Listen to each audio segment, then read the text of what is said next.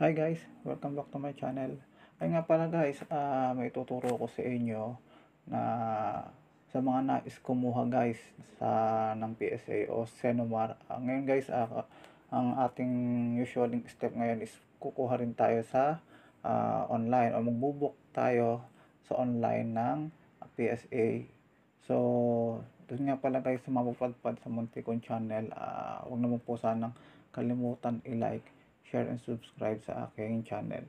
So, ito guys, sisimulan ko na kung paano tayo makakapag-book online sa pagkuha ng ating PSA o Senomar. So, katulad din to guys nung pagkuha natin ng PSA, ipapakita ko lang din sa inyo yung step by step sa pagkuha naman ng Senomar.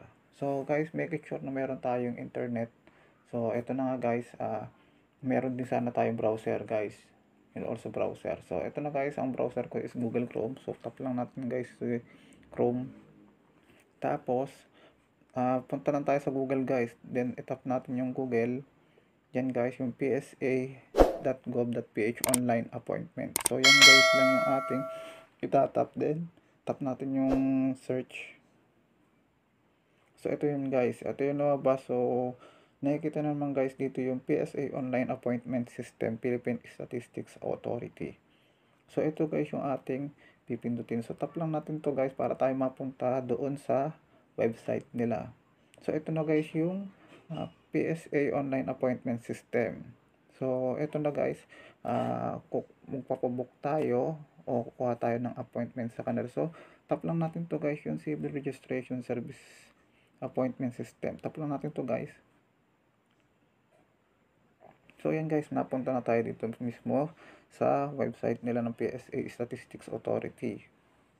So, yan guys, pwede nyo basahin, pero sa akin hindi ko nababasahin siya. Ipapakita ko na lang din sa inyo yung ating gagawin para tayo makapagsimula na sa ating pagkuha ng PSA o Senomar. So guys, ito nga palang ginagawa ko is for educational purposes lang sa mga nais magpakasal. Kasi ito, papakita ko sa inyo kung paano tayo kukuha ng Senomar. So, punta lang natin guys to sa pinakailalim. Hanapin lang natin dito yung yun, I agree guys. So, tap lang natin guys yung check box natin. Then, tap natin si next. So, ganun lang guys, kadali. Then, pupunta tayo guys dito sa select purpose. Select purpose. So, punta lang natin to guys. So, sa mga kukuha ng mga Senomar PSA, so, piliin lang natin at itap lang natin guys yung get copies of civil registry documents. So, tap lang natin to guys. Then, mapupunta tayo dito sa next. Tap natin si next. Then, choose region guys. Kasi ako guys, region 4A. So, kayo, hanapin nyo kung saan kayo, kung ano man yung region nyo. So, region 4A guys ako. So, choose an outlet. Tap lang din natin to guys. So, Lucena City, Quezon. So, dito ako mas malapit. So, dito ako guys kukuha. Tap natin si Lucena City, Quezon. So, ito yun guys yung pagkukuhanan ko kung saan ko siya talaga pupuntahan. So, ito na yun guys. Puntahan natin guys yung pinakababa. Ito rin, nandito rin guys na andito yung mga babayaran natin kung magkano yung yung sa PSA at saka yung sa Senomar. Mas maganda kung bariya para at least yung inyong pagbabayad is dire-diretso na. So, ito guys, nandito naman lahat yung mga kung magkano yung mga kukunin natin guys. So, nakalagay naman dito. So, pag nabasa nyo na kahit tapos nakibasahin yan, so tap lang natin to guys yung next. So, punta lang tayo dito guys. Itap lang natin guys dito, mag-fill up na tayo ng ating yung pangalan natin syempre. Kung sino yung kukuha guys. Kompletuhin lang natin ating middle name, then last name.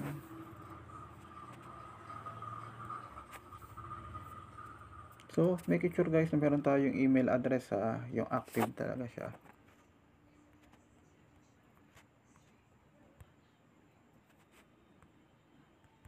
Kasi guys, dito isesend yung yung OTP na manggagaling dito nga So, para makapasok kayo dito. So, then yung number din natin guys ha, huwag kakalimutan. Lagyan natin ang cellphone number din. So, ayun na guys. Pag natapos natin fill upan yung mga yan, tap lang din natin yung I agree. Tap natin yan. Then, mapupunta tayo sa next. Tap natin yung next. So, eto na guys yung kung saan talaga yung pupuntahan natin. Then, okay. So, ayun guys. Isesend na sa aking OTP guys. So, ayun. Isesend siya sa aking Gmail. So, check natin guys. So, ito na guys, nakakuha na ako ng yung OTP ko mismo. So, copy-paste ko lang.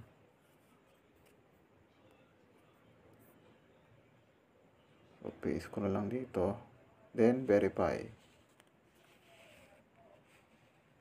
So, ayun na guys.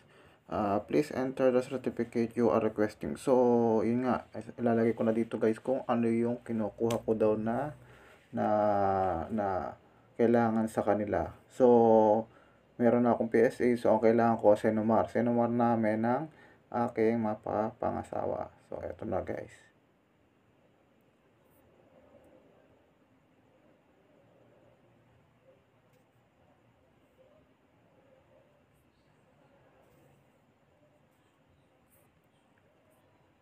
So, yun. Nakakuha ko na ako ng akin. So, i-add ko na lang dun sa aking mapapangasawa. Kukuha ko rin siya para isang lakad na lang kami o lakad ko na lang para hindi siya aksayado sa pamasahe para makatipid na rin. So, ayun guys. Pilapan ko na lang din dito yung name ng aking mapapangasawa.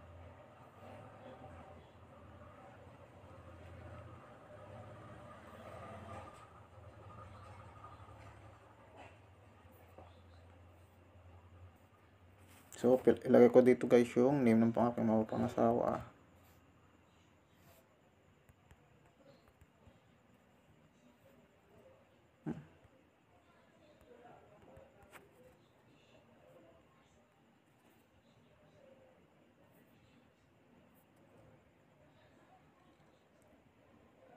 So, yun, sinimod na rin. So, same lang din siya guys.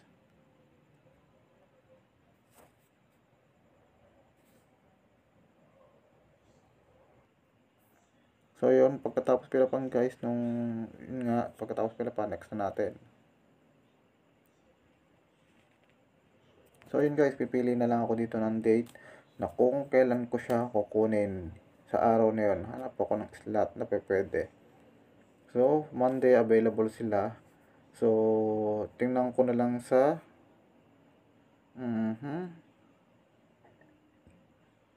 kahit siguro guys, tingnan ko na lang sa 6. Tingnan ko kung anong merong slot sa kanila.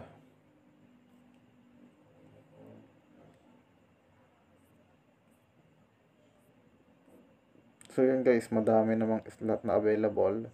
So, pwede ko na rin siyang dito ako kumuha sa March 6. So, ito na lang siguro din guys ang kukuhanin ko. Then, pipili lang ako ng oras na kung anong oras ko siya kukunin.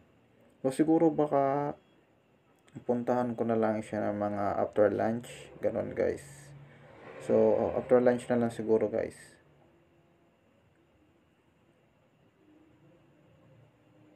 So, 39. So, after lunch na lang siguro. Di mga 2.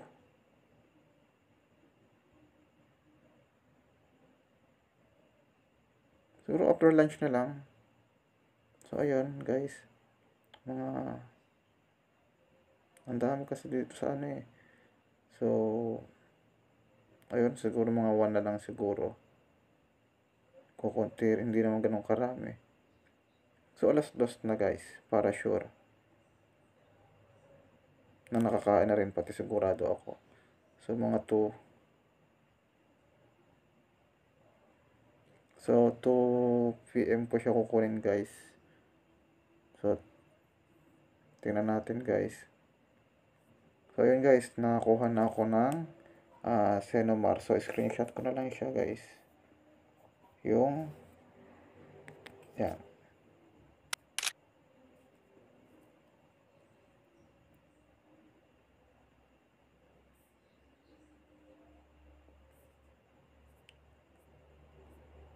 So, confirm na guys. Tap natin sa confirm. Processing. Please wait. Yun, appointment confirm. So, you have successfully booked an appointment in Lucena, Quezon on Wednesday, March 6. So, 2 p.m. So, screenshot ko na lang din guys. So, tap next. So, ito na guys. Tap ko na lang, screenshot ko na lang din guys, yung mga info.